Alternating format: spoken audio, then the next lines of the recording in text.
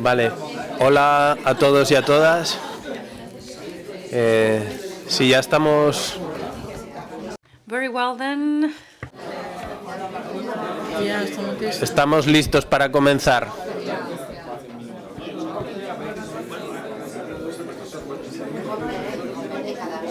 Bueno, creo que voy a ir empezando. So I'm going to start. I think it's the best way for everyone to maybe listen. Vale, gracias a todos. Thank you very much, everyone. Well, the food is here, so we all had the possibility to take a small break, a nice coffee break, and now we're going to start with the second panel, if everyone listens. Thank you. This panel will focus on national experiences. So we have 6 wonderful speakers that are going to talk about the different countries that conform the consortium of ADAPTHEAT. From my left to my right, we have Elisa Errico from Italy. She's a researcher in the Fundazione di Vittorio, and she is PhD from the Sapienza University. Then we have Daniele di Nunzio, who's manager of research on the Fondazione di Vittorio. And here I have next to me Marike Schooneveldt, policy advisor in health and safety of FNV, which is the largest trade union of the Netherlands, together with Sebastian, Andreas, and I of the Working Party of Health, Safety, and Climate Change. And here to my left, I have Theoni, who is part of the original team of ADAPTHEAT and is replacing our Greek speaker who hasn't had the possibility to come today due to health issues. So I'm going to talk about the situation in Greece. She is a manager of the research department of ELINYAE, which is the Hellenic Institute for Health and Safety at Work. And then we have Oscar Bayona, political science degree, specialized in labor relationships, and he has also worked on different issues such as chemical agents and prevention of cancer, and is part of the Health Secretariat of Comisiones Obreras, the Spanish trade union. And then we have our Hungarian expert on ASH issues, and he's a representative of the MAST, is the Trade Union Confederation, Hungarian Trade Union Confederation, so Mr. Norbert Kondor. And well, having said this and having presented very briefly everyone, we are going to start now with the content of this panel. It is based on 2 questions. First, I'll give the floor to the speakers. Some of them will provide an answer using slides. So the first one is what is the relevance of the cooperation between institutions, social partners, and scientific community in order to increase the awareness on policies designed to address heat waves. So what would be the result of this cooperation at a national level, local level in your respective countries, and what policies and specific procedures have been introduced or exist right now to improve this prevention against the impact of heat waves? I give the floor, first of all, to our colleague from the Netherlands, then Hungary, Italy, Greece, and Spain. We'll follow that order. So I'll give the floor to Marike. Thank you. Thank you for the invitation to speak here today. Anyone who is thinking about the Netherlands does not immediately think of a very warm country. But in recent years, we have noticed more and more climate change in the Netherlands. The weather is becoming more extreme, with heavy showers and thunderstorms. Last May was the wettest and the warmest May in the Netherlands since the measure starts. Winters are less cold and summers are getting warmer. If you look at the collective agreements on extreme weather in the Netherlands, there are more agreements on working in the cold than working in the heat. And that has to change.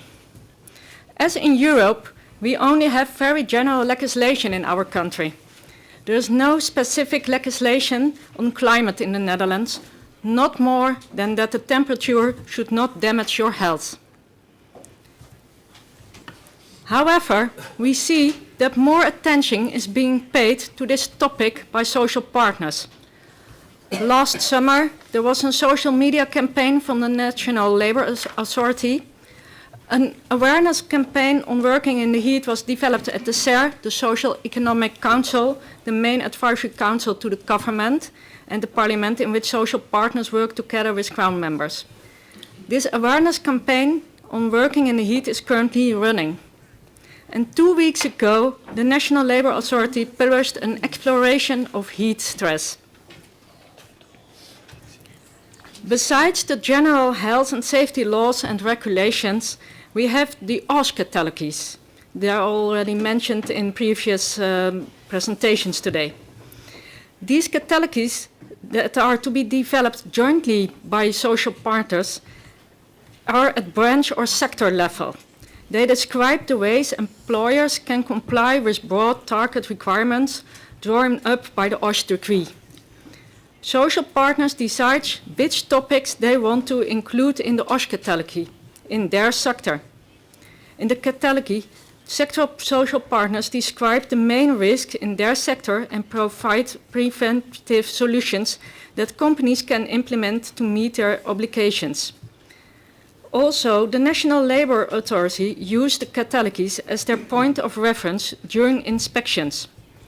Still, the OHS catalogy is not legally binding for individual employers. As regards heat stress at work, less than 60 OHS catalogies have addressed the issue. So we have them, but the sector decides or they want to do something with heat or not.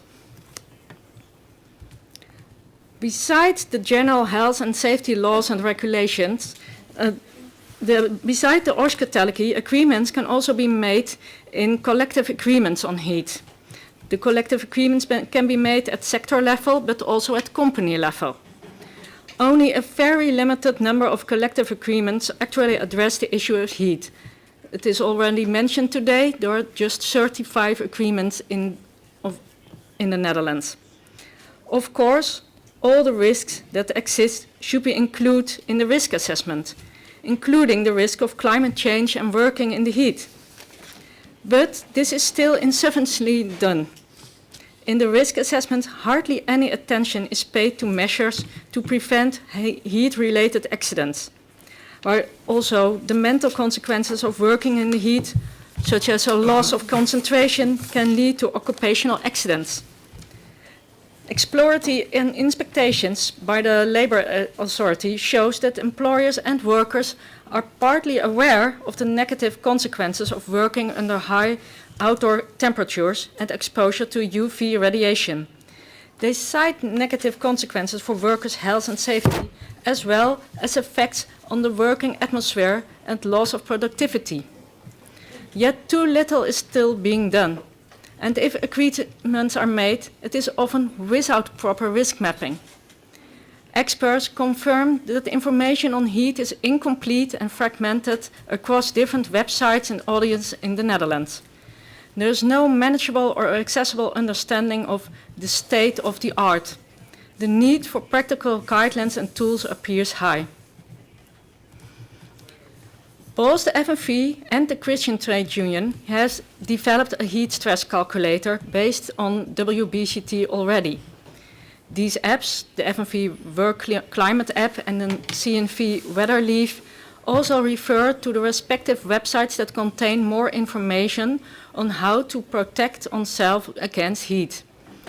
Both the FNV app and the CNV app are even geared to the GPS of the place where the app is being used. Also, this app from the FNV was developed together with Research Institute and is based on WBCT which is the state of the art, employers are not open to using it. It comes from the union, and that's therefore already suspect. I will tell a little bit more about our app. The first question when you're opening the app is, where do you work? You can indoor or outdoor. And then you can choose the nearest weather station, and that takes up, that gives the actual temperature, the air humidity, and the air velocity. But you can also choose to fill in it yourself. And you can still fill in temperatures from -20 until 44 degrees Celsius. And that is maybe for Spain not that warm, 44 degrees, but in Netherlands we have never had that.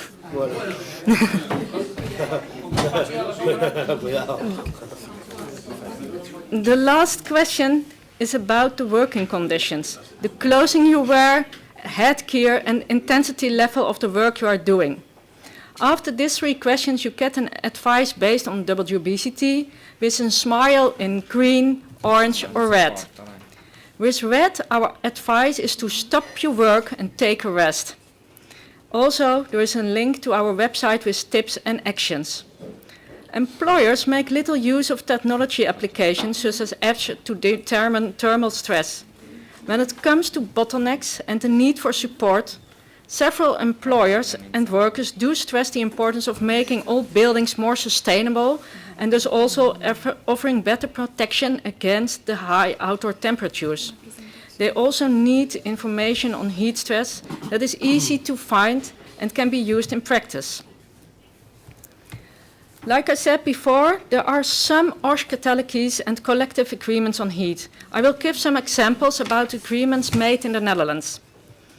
Several OHS catalogies mention temperatures above which it is too hot or uncomfortable. However, limit values that refer only to air temperature do not conform to the state of the art and do not include factors such as humidity, airflow rate, and thermal radiation. Most of the OHS catalogs do not give clear target or action values.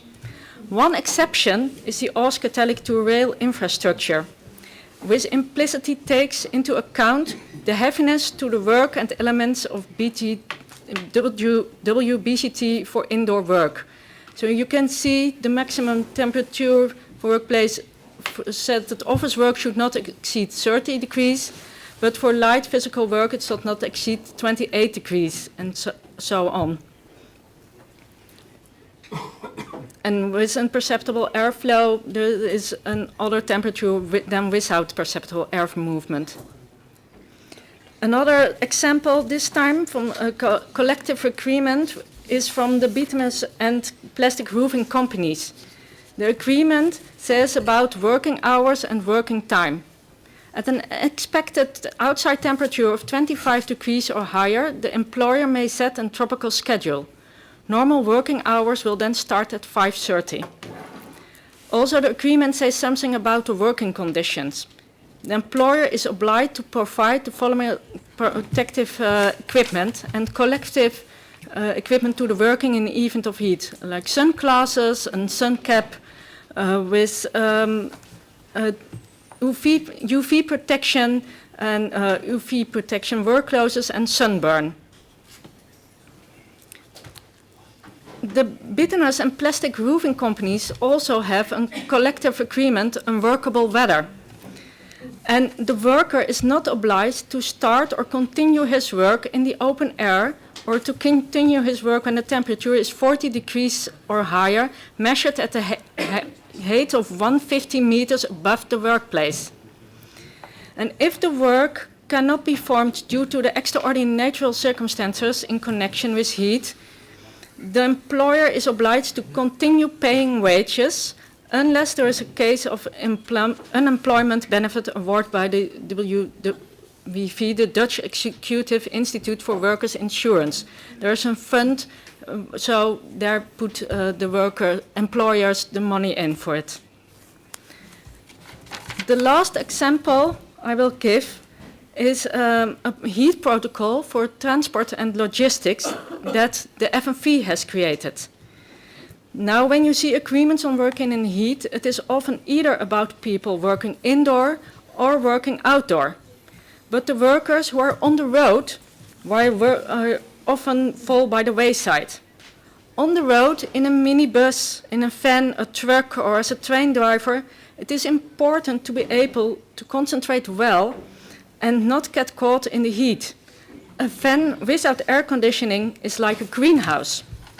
And at the union, we get signals from our members that our employers are removing air conditioning from electric fans so that they don't have to be recharged as often. In this heat protocol, we provide members with guidance on what employers should do when heat is predicted, how to recognize overheating and heat exhaustion, what possible actions the employer can take before it gets hot, such as preparing a proper risk assessment, what the employer can do when it is hot and when heat warning has been issued by the National Weather Service. In this heat protocol, we distinguish between measures for the road and for indoor location. And of course, we also refer to our own work climate app so that workers can also use this data to have a conversation with the employer if the latter is not taking sufficient measures. Thank you.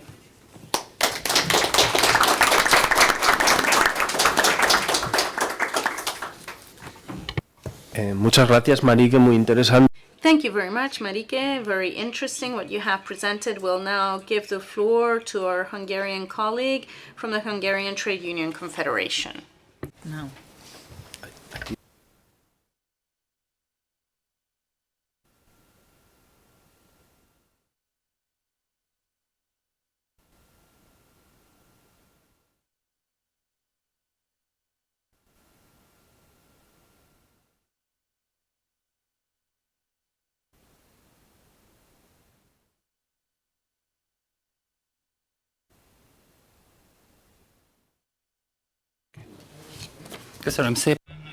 Thank you very much.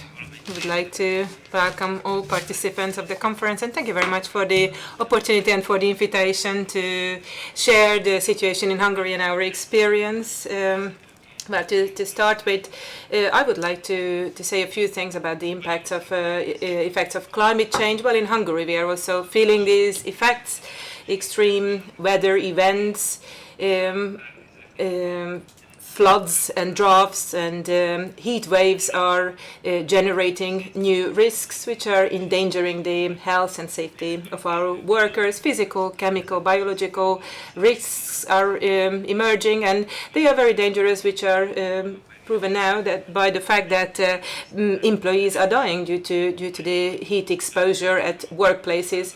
So risk management and prevention area, the social dialogue and cooperation plays a crucial role.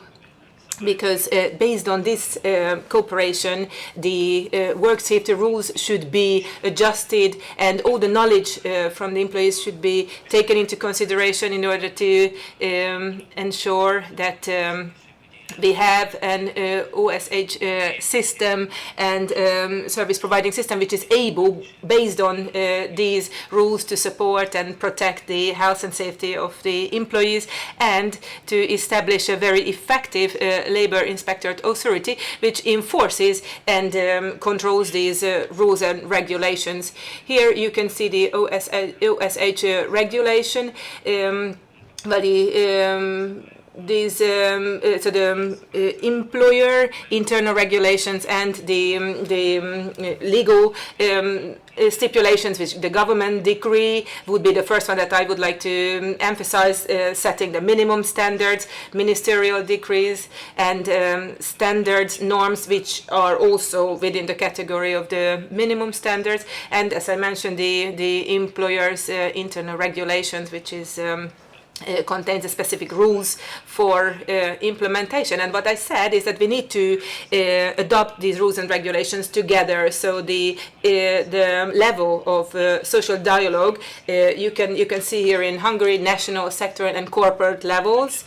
And maybe the names are not so important, but the question is whether are they able to operate properly. And I have noted them in red at levels where there is some sort of social dialogue in place. If you look at the others, there is a non-existing social dialogue. Now, in my next slide, I would like to go on to factors influencing social dialogue. Yes, we had the pandemic in 2019. Many people died due to the pandemic. Similarly, also in Hungary, and in Hungary, state of emergency was announced by the Hungarian government. So the Hungarian government basically allowed to have regulation-based governments allowed, which means that laws and regulations were adopted without the authorization of the parliament. So they were independently able to adopt these and within seconds, within days, amendments of law, rules and regulation took place without any social dialogue. So as such, social dialogue just was completely suspended, and we thought, okay, it will end, and then the war, the conflict between Ukraine and Russia emerged, and basically then we ended up with a state of emergency of relating to the war, where there is no war, but there is a threat of war, and of course other issues related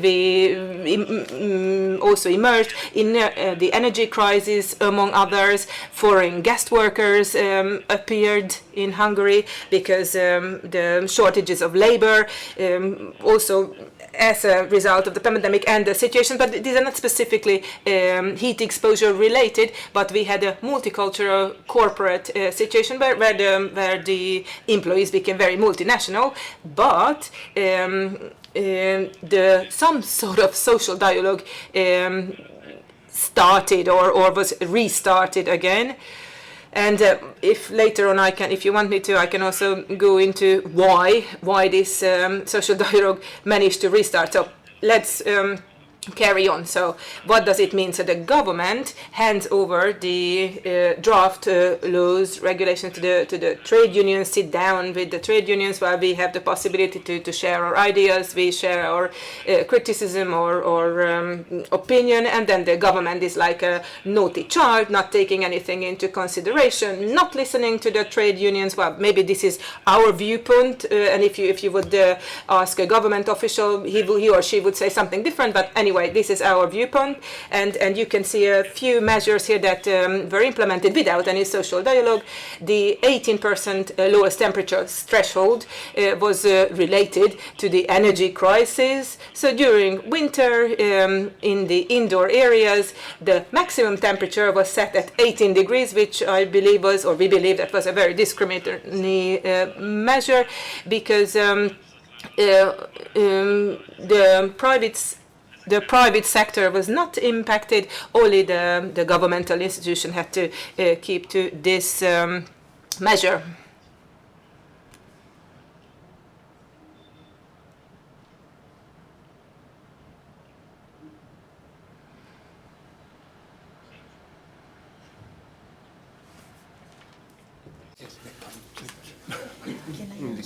Can I ask you something? Yes. Can you make full screen? This? Yes, full screen.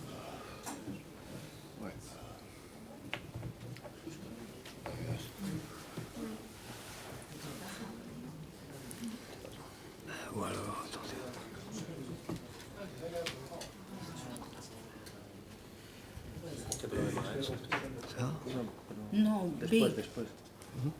Big, with all the screen. This screen is the screen in the PC. The screen is extend. Donc, alors, il faut que je fasse ça. Next. It's okay. When next. Attendez. We will fix it when it's her turn. We will make it bigger.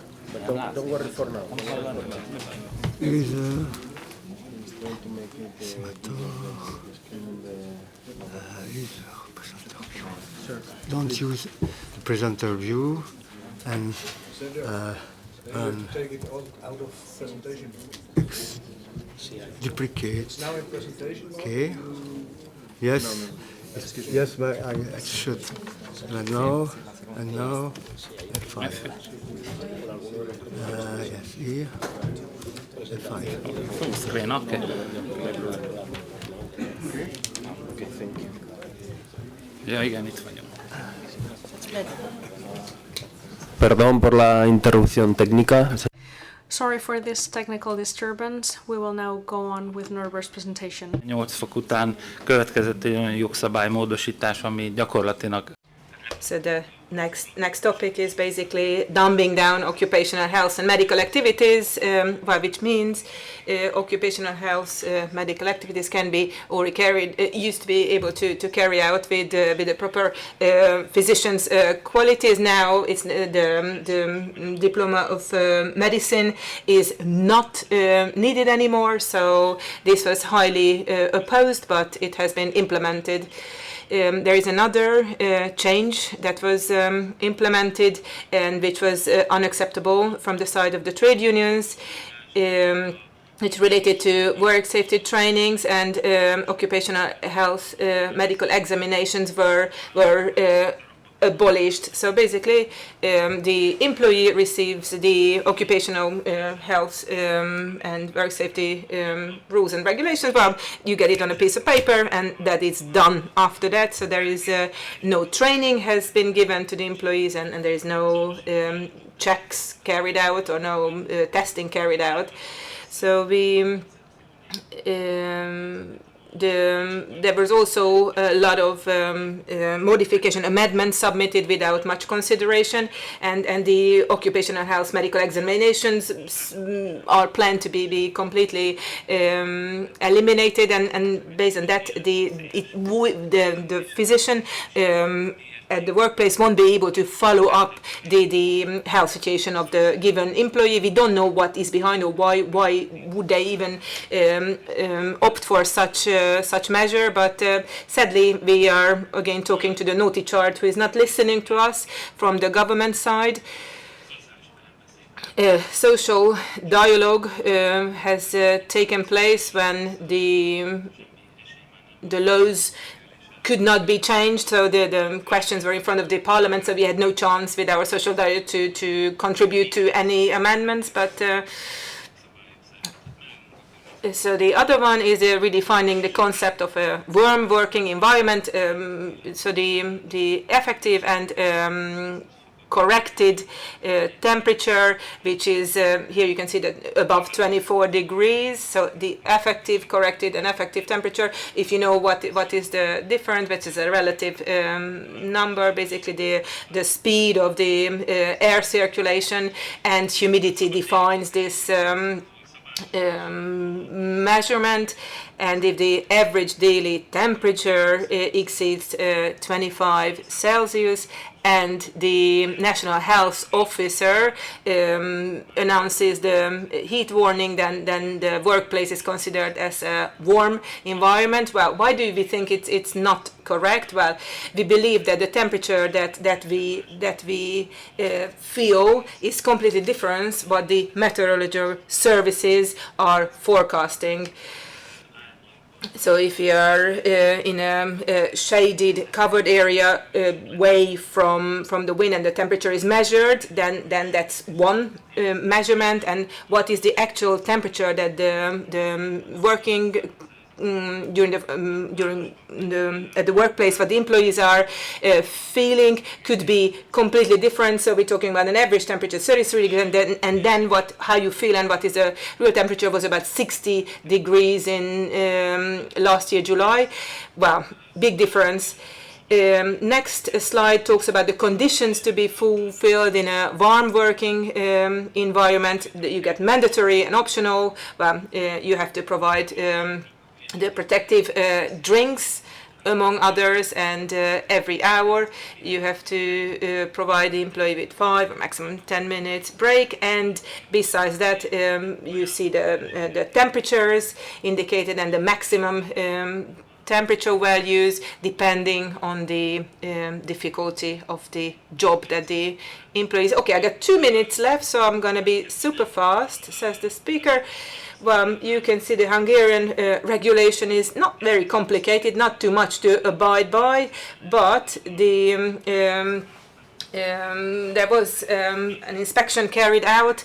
How much are these companies, Hungarian companies, comply with the rules? 255 companies were tested. 46% was irregular, and if you look at the workers, the 6,500 workers were checked. 26%. What are the irregularities? Lack of risk assessment, no lack of OSH training. The protective drinks were not at the appropriate temperature. It should be about 16 degrees. Furthermore, the rest periods were not held properly, and water, protective drinks were placed in an inappropriate location. I am also working for the Hungarian Railways, and you can see here the collective agreement, which contains stipulations regarding heat exposure. I think this is the only collective agreement in Hungary which refers to these measures. So you can see the rest periods when the temperature is above 32 degrees, at 32 degrees or above 32 degrees. And here you can see that also within the OSH policy, there was also the guidance implemented, and the rest periods, stopping work, and so on. But if I have a little bit more, then I would like to emphasize that, okay, the air-conditioned rest areas need to be provided. Shifts need to be reorganized. For example, if you cannot weld the railways in the middle of the day, you have to have proper protective equipment. Lunchtime, no work should be carried out or should be avoided, or if not possible, then shaded workplace has to be provided. Summer protective equipment has to be provided. Sunscreen has to be used, and there is also the health inspection system, or the healthcare checkup system also in place. I hope that I stayed within my limited time, and if you have any questions, please do not hesitate.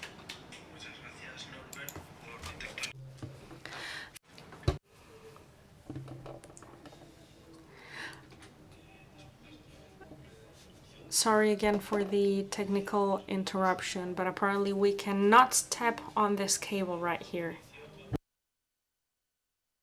We will now go on to listen to the presentation of the Italian colleagues. We will have here with us Elisa and Daniele. So please, you have the floor.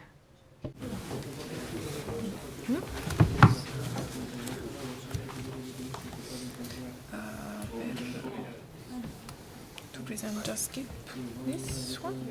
Okay. The arrows. Okay. Maybe this one. Or this one as well. Okay. Thank you.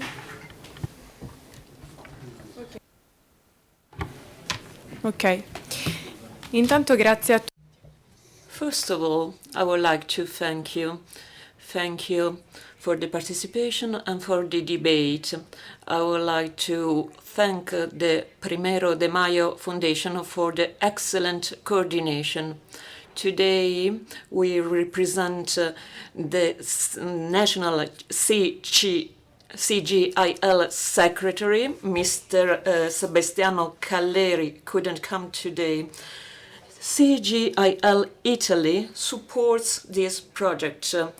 The results will be presented in Italy on the 12th of June in front of the relevant institutions, and also in the presence with many scientific experts. Now we will present some Italian results.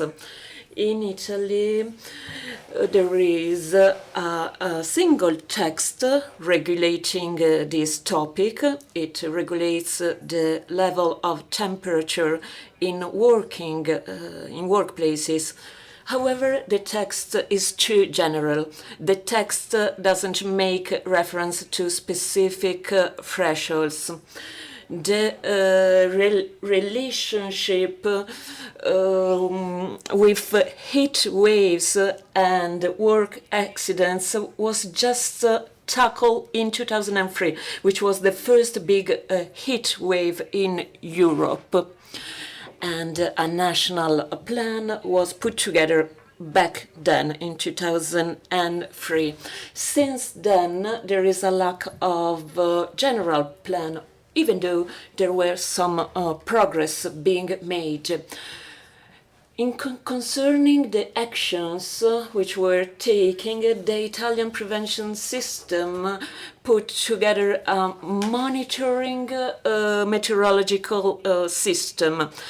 And some national communications are communicated starting from 2016.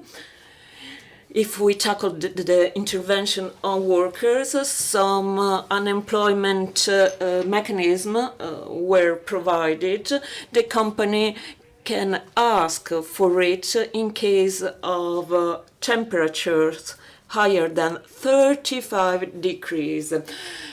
Starting from 2001, the checks were increased so that it would be easier to verify on the implementation of the working guidelines in the workplaces. After these prevention steps, the scientific community was very active in Italy, especially with the project Work Climate. The National Institution for the Health Prevention and the Ministry of Health were involved in such projects. What was the role of trade unions? First of all, trade unionists took the streets. There were many social movements stemming from the workers, and a series of protocols were designed at regional and local level. My colleague will present to you the agreement within the agricultural and other sectors. Such agreement took place especially in the regions of south of Italy, because in such areas in the south of Italy, heat waves are more present. Trade unions in 2023 asked for a shared national protocol, a protocol which would define a series of guarantees and protections. Currently, the employers have been asking for more funds from the government. Some activities were launched, dissemination projects, but also some websites were created. Different actions were taken in order to improve the knowledge on this topic, and this was fundamental also to pressure on public institutions. I will now give the floor to Daniele, who will present our two study cases. Thank you, Elisa. We have different risks. The risks depend on the places and on the works and the sectors. On one side, we need general strategies, also European and national strategies. On the other side, we need prevention systems which see the implication of workers and trade unions. This is fundamental to prevent professional risks in the workplaces.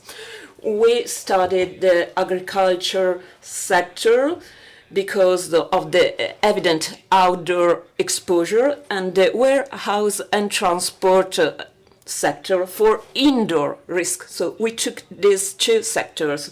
For the agricultural sector, there was a first provision in the region of Apulia. In 2016, measures were taken because in the Apulia region there were many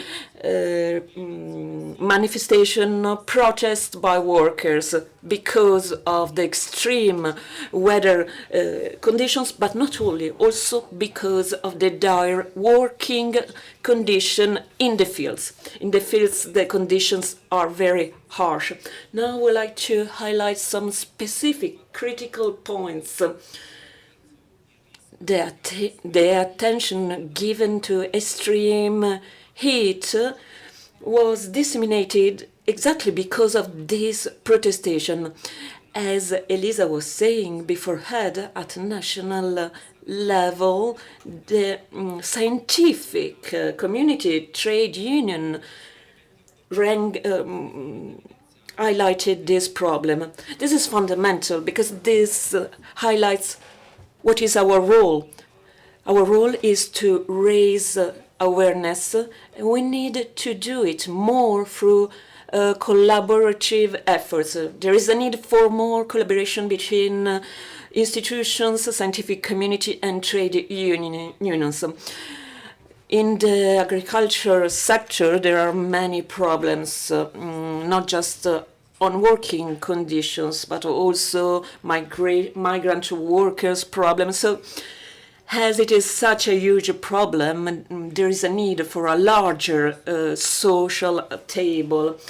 Second case study, the logistic sector. So there are many problems for the riders. There was an agreement signed in the city of Bologna, and during this case study, we assessed the risk within warehouses.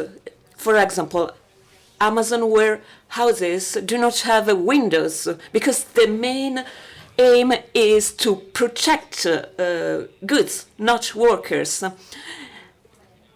Priority is given to automated workflows, and so we have different risks and problem for workers. And I'm reaching my conclusions, where I would like to underline some important preconditions, such preconditions to health and safety. We need more scientific knowledge with a clearer view of the relationship between the accidents and weather conditions. Then more collaboration is needed. Social parts and as well as public institutions should be more involved. A series of recommendations were already being issued. From our two case studies, we found some common elements to the European recommendations. I would like to thank the collaboration with the Primero de Mayo Fondazione for this, because it was underlined how fundamental it is to reorganize work shifts. And secondly, we need to make more easier the participation of trade union in this. Trade unions, social partners should be included in the prevention work. So our approach should be more collaborative. Thank you for paying attention. Muchas gracias por el... Thank you very much for this very comprehensive presentation and for being brief. We now have Theoni, the Greek colleague, who will be presenting the Greek case. let me remind you that we're still trying to answer the first question. What is the situation of the collaboration at a national and local level in your countries? What is the level of awareness of policies and procedures that we need in order to improve?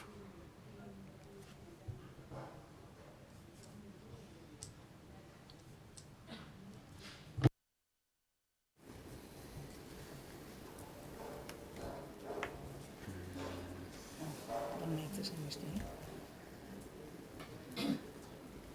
Put it full screen. Full screen. F5. Sorry.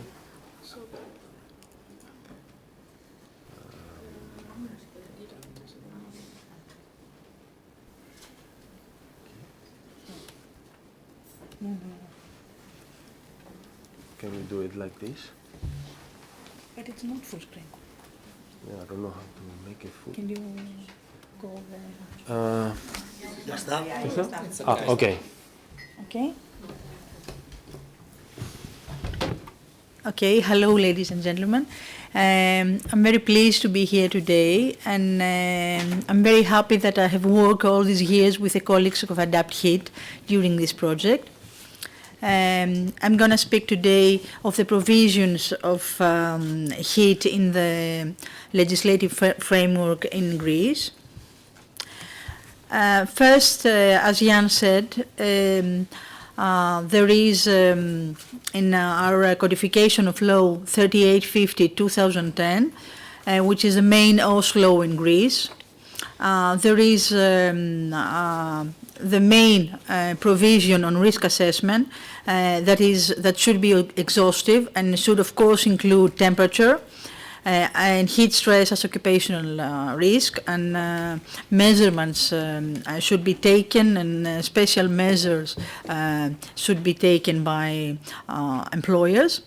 And then in Article 33, there is a specific paragraph in temperature that mentions that the workplaces as well as the auxiliary spaces in throughout the working hours must have temperature commensurate with the nature of work and the physical effort required to perform it. So also there is a Presidential Decree 305/1996 on temporary and mobile construction sites, where there is a general provision on temperature, and it mentions that temperature in the workplaces must meet the needs of human body during working time, take into account the applied work methods, the physical effort exerted by workers, and the climatic condition of the season of the year. And also there is another provision in Presidential Decree 17/1990 in shipbuilding activities, and it provides for medical instruction that must be given for workers at high temperatures.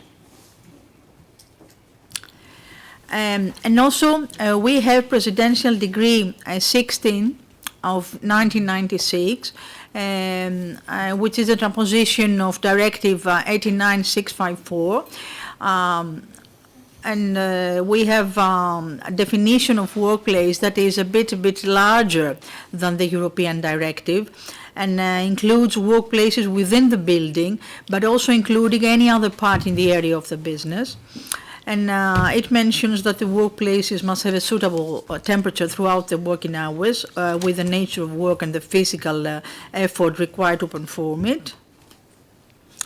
And also it mentions the specific circular that exists for heat strain, and it has a specific paragraph on outdoor workplaces that workers must be protected from atmospheric influences.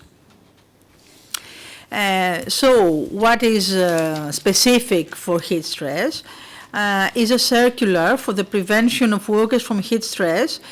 It is issued every summer.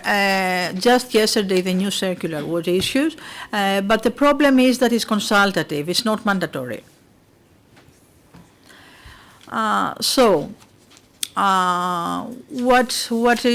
What it includes all the, but it's, as I said, consultative.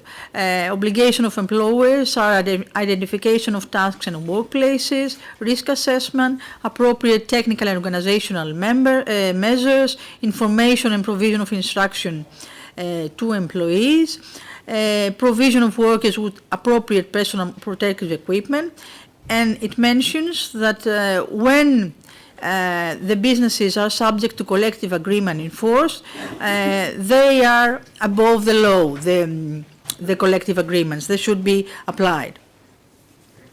There is an annex with indicative and non-exhaustive list of technical and organizational measures to reduce heat stress.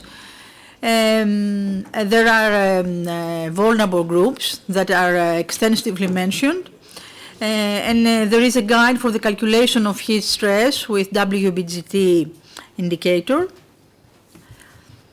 And we have the technical measures to prevent heat stress, interventions in the structural elements of buildings, interventions in part of the production process, interventions in the microclimate of the workplaces, organizational measures to prevent heat stress, special provisions for outdoor works. Here we have stoppage of work during several hours, personal protective equipment, and here are WBGT tables that are used. The first table is for the intensity of work, as Andreas mentioned, and on the right above it's the PPEs that should be taken into account and reduce the value of the WBGT, and below to take into account the acclimatization of the worker. And here are the time that of the work that should be taken into account. So, what happened in 2023 was that the new ministerial decision this time, that is to say that this was mandatory for companies, and this was issued after 89, that the first circular for heat strain was issued, and it says that heat stress was considered high when WBGT bioclimatic index value was higher than 32.2, or the temperature was set to a value about 42 Celsius, and at the same time the value of the humidity index formed at at least 14%, or the temperature was set to a value above 40 Celsius degrees, and at the same time the value of the humidity index formed at least 20%. So for these cases it was mandatory to stop from 12 to 5.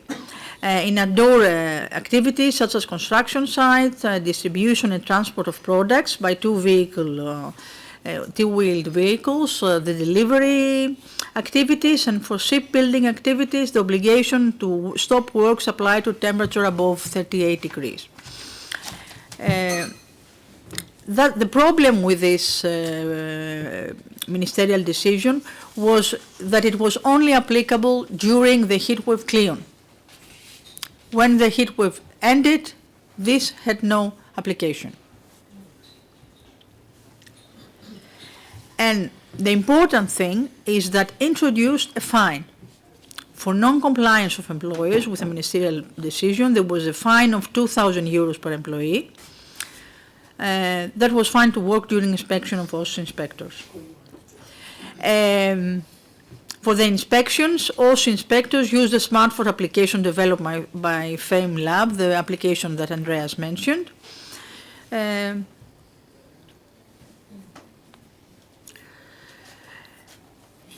Following the ministerial decision for the compulsory suspension of works during clean heat wave, they issued an explanatory circular that mentioned that some economic activities such as health, transport and public utility sectors could not stop. So let's go to social dialogue and collective bargaining. Now here we have a problem. We have only 2 collective agreements that include provision for heat stress. One is ship repair and the other is in delivery sectors. The collective agreement in ship repair gives concrete organizational measures for different temperatures.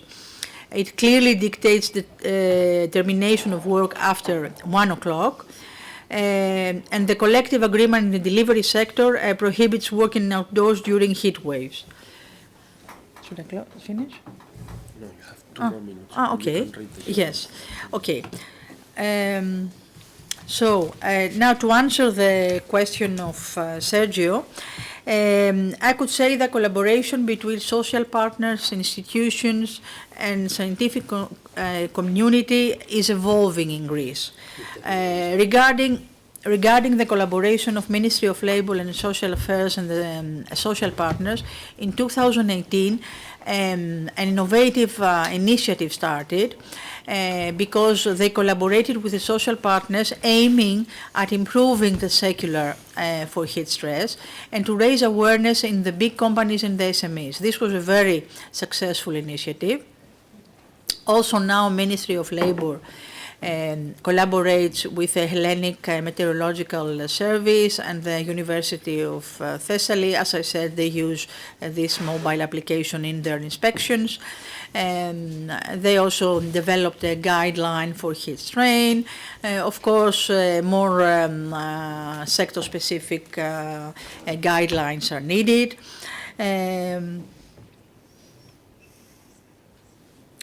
Also, ELINYAE is the Social Partners Institute for Research, Training and Information, and that carries out research, develops information material and organizes conferences on heat stress. And regarding the policies, Ministry of Labour carries out policies based on the legislation. But the legislation, as I said, it's a bit generic, with the exception of the CLEON, as I said. So what they do is, during the heat waves, they inform all the high-risk companies, and they do targeted inspection programs. But as we said in our conclusions, a new directive is needed, so to give help to the inspections, to the inspectorate, to take effective policies. So, thank you for your attention. You can stay. Muchas gracias, Theoni. Thank you very much, Theoni, and now I'll give the floor to Oscar Bayona from Comisiones Obreras. Hello, well, thank you very much. I think that in the different interventions that we have heard already, in the different interventions of my colleagues from the trade union Comisiones Obreras have shown the problem that we have with high temperatures in Spain, a very warm country, but we'll see also that the different phenomena regarding high temperatures are not only limited to the summer, and it's not only in July and August that we find these kind of situations. Well, we see that most of spring we have had so these heat waves also in May and even also in autumn, or a great part of autumn. So my trade union, Comisiones Obreras, has been pioneer, I believe, in this respect in introducing this problem of climate change in general in our trade union action. And the trade union created a secretariat for environment in 1992, and since the beginning it also included this issue regarding heat as an issue of concern, and not only of concern regarding what could be the destruction of ecosystems or the impact that it could have on the economy of countries, and regarding employment, we already highlighted possible health issues and taking into account the impact it could have on the general public health and of citizens as a whole, society as a whole. So since then, we already started taking steps, And already in the social dialogue, we're certainly addressing high temperatures since the 90s, for example, in the construction sector in Andalusia. So this is the southern region of Spain, one of those that is most affected by high temperatures. So in collective agreements, it was already included adaptations of work days for the summer period in order to avoid work in those hours of the day where the temperatures were the highest and to avoid heat strokes. So these negotiations, these days or new working days that were established are retained. And then from the trade unions, we try to enforce this. So our colleagues from Andalusia, they carry out visits, they go to construction sites, for example, to verify that the schedules agreed are complied with. But unfortunately, every year they have to go to the labor inspectorate to denounce different situations. Last year, more than 200. And now, since we're using social networks also as trade union tool, we are denouncing this situation in some companies so that society at large knows what is happening. And in the report of the ADAPTHEAT report of the project, here you have some examples of what we're doing in our country. You can see there's some complete situations or complete projects or ways of adapting to high temperatures. Our trade union has contributed to some of these initiatives. Since the beginning, we have carried out awareness-raising campaigns amongst workers, but I would like to remember Claudia Narocchi here again in this respect. Years ago, she carried out great efforts to address from the perspective of risk prevention and legislation of addressing heat as just another risk, as an important risk. And so she proposed that we elaborate action plans when there is heat risk in the different companies. And, well, more or less, what these plans try to do was address this issue from the point of view of prevention, taking into account the directive, and to have this be introduced and implemented in the actions plans that companies need to implement compulsory. So we have the high risk in our case, very high risk, a lot to do still. And well, we've said there's only 3% of collective agreements in our countries address this issue, as it was mentioned before. But I think steps are being taken to address more and in a more integral way the risk. I would also like to mention that maybe regarding the public opinion, a key year was 2022, the summer of 2022, terrible summer, very high temperatures. And their high temperatures also started very early on, already in June, up to September, with basically no period of a break in the very high temperatures during the time. So I think that the public opinion clearly understood then that climate change was not something that we were going to experience in decades or in other areas of the world. No, it was already a problem that was going to affect us directly. I think this contributed also to a new position of the media in this respect. There was a headline, I remember, of one of the most important newspapers in Spain that said, well, this is going to be the coolest summer of the next years. So I think that headline became part of the general mindset of the Spanish population. Of course, there's some, they're still denying climate change, also in Spain, but I think that as a society, we have understood this and we are well aware that measures need to be taken, and urgently. That summer, there was also the publication of the Spanish version of the report of Claudia Narocchi, and I think it also had a huge impact on the Spanish media. And I think this also served to put on the table the fact that this is not just a general problem for society at large, but also very specifically for workers. It was also a year, unfortunately, in which there were many cases of accidents provoked by heat stroke, and they were also echoed in the press.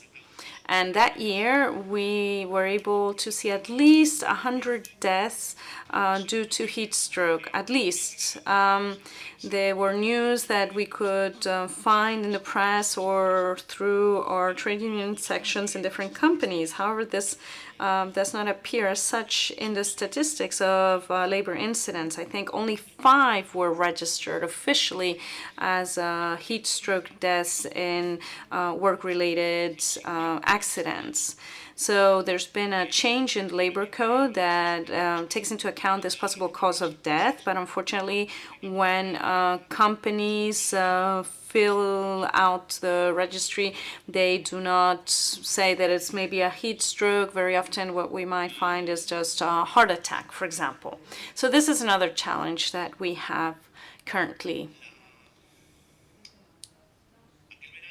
And that year, it had a huge impact, as I said, on the public opinion, but also had an impact on the Spanish government, and it greatly encouraged the government to pass laws regarding this issue. And until then, the only legislation we had was the Spanish law that transposes the directive regarding workplaces. As you already know, this is limited regarding temperatures to work inside a building, and it also establishes a series of exceptions of different sectors, for example, agricultural sector, extractive sector, construction sites, I think, regarding naval construction or shipbuilding, etc. So there was a legislation that was passed, and sort of in a very swift way and without consulting trade unions, very unfortunately. And the document, so this law, has some positive elements. For example, it establishes that these measures will be addressed to work that is carried out outside in areas that can have that don't have the possibility to have, for example, air conditioning, so inside, and all that was all those exceptions that I mentioned before regarding the transposition of the directive. But then measures were not very concrete. It mentions some elements, for example, that are related to the duty of care, for example, carrying out assessments. But it did set forth that alerts were going to be activated, and alerts implied the obligation to take measures, including suspend work. And it was related to an alert system established by the Environment Ministry, Meteo Alerta. This alert system is based on temperatures solely, unfortunately, and based on provinces, which is one of the political divisions of the country, and it's not homogeneous either. There's another system from the Health Ministry, Meteo Salud, that divides the territory in isoclimatic areas, so in areas that have similar characteristics from a meteorological point of view, and then taking into account health criteria.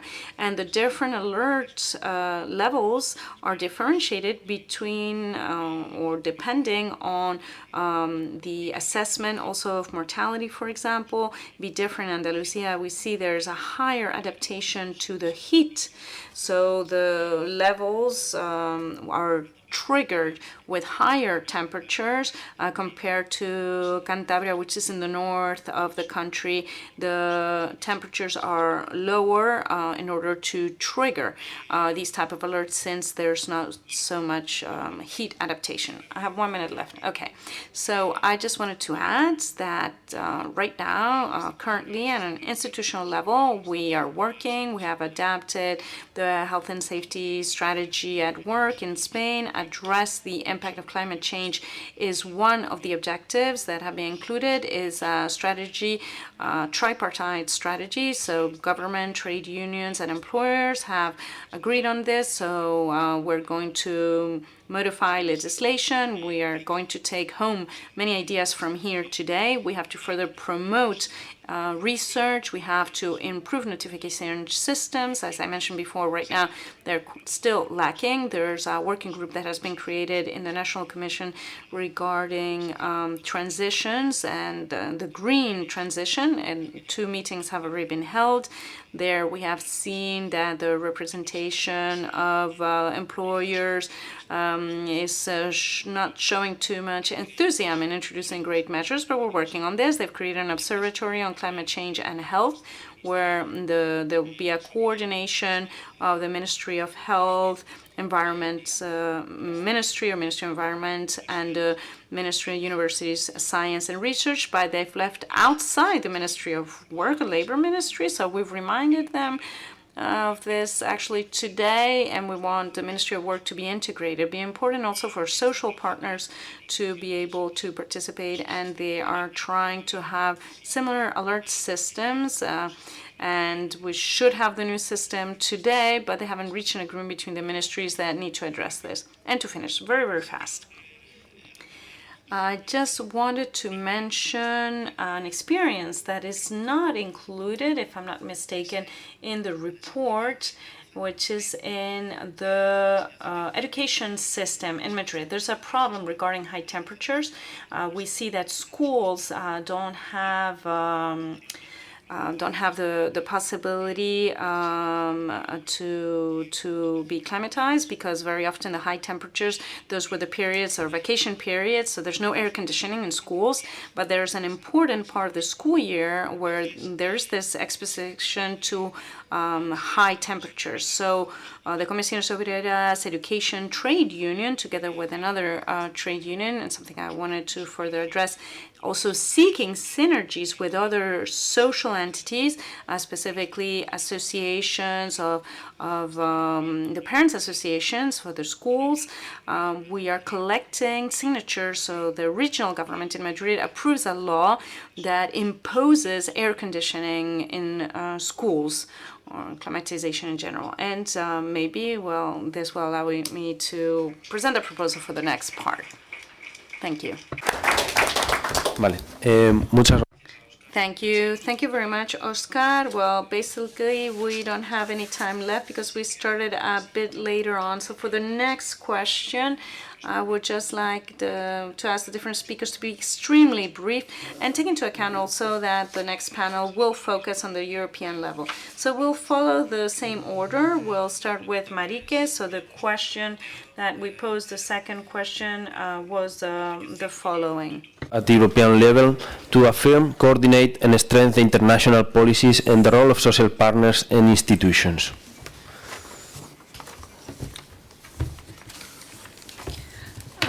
Well, thank you. I think in the Netherlands, when it comes to working in the heat, workers are now too dependent on their employer or the sector where they work in, and whether there are policies on working in the heat or not.